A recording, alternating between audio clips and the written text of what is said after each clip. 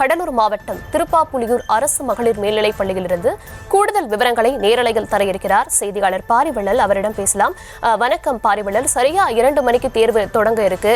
கடலூர் மாவட்டத்தில் எத்தனை மையங்கள் அமைக்கப்பட்டிருக்கு, முறைகேடுகள் நடைபெறாமல் இருக்க என்னென்ன நடவடிக்கைகள் மேற்கொள்ளப்பட்டிருக்கு, விவரங்களை வழங்கலாம்.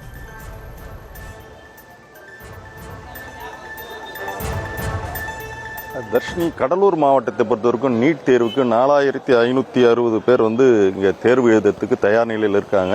இந்நிலையில் பார்த்தீங்கன்னா இப்போ நம்ம இருக்கிற பகுதி அரசு பெண்கள் மேல்நிலைப்பள்ளி திருப்பாதிரிப்புலியூர்.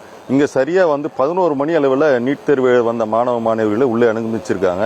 அவர்கள் பார்த்தீங்கன்னா இங்கேருந்து இப்போ அந்த தேர்வு எழுதும் மையத்திற்கு உள்ள நுழையும் போதே பார்த்தீங்கன்னா பல்வேறு கட்ட சோதனைகளுக்கு பிறகுதான் அவர்கள் அந்த மையத்திற்கு அனுமதிக்கப்படுறாங்க. குறிப்பாக அவர்கள்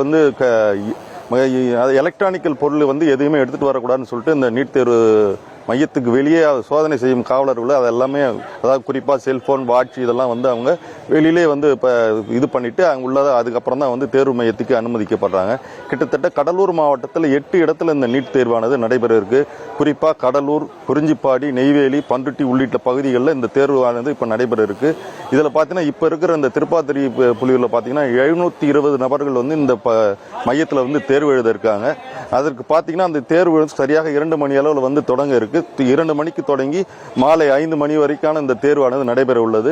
இதில் எந்த விதமான ஒரு முறைகேடும் நடைபெறுவதற்கு வாய்ப்பே இல்லை. ஏன்னா அந்த அளவுக்கு இப்போ இந்த நீட் துறையை சேர்ந்த அதிகாரிகள் தீவிர சோதனைக்கு பிற்பாடே தான் மாணவ மாணவிகளை உள்ளே அனுமதிக்கிறாங்க. காவல்துறையும் அதற்கான ஏற்பாடுகளும் செய்திருக்காங்க.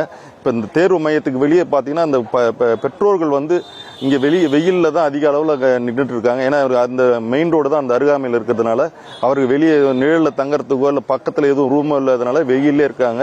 மாவட்ட நிர்வாகம் சார்பில் இதுக்கான முன்னெச்சரிக்கை நடவடிக்கை எதுவும் சரியாக மேற்கொள்ளவில்லை என்பது இந்த பெற்றோர்களின் குற்றச்சாட்டாக இருக்குது. தர்ஷினி, விவரங்களுக்கு நன்றி பாரிவள்ளல்.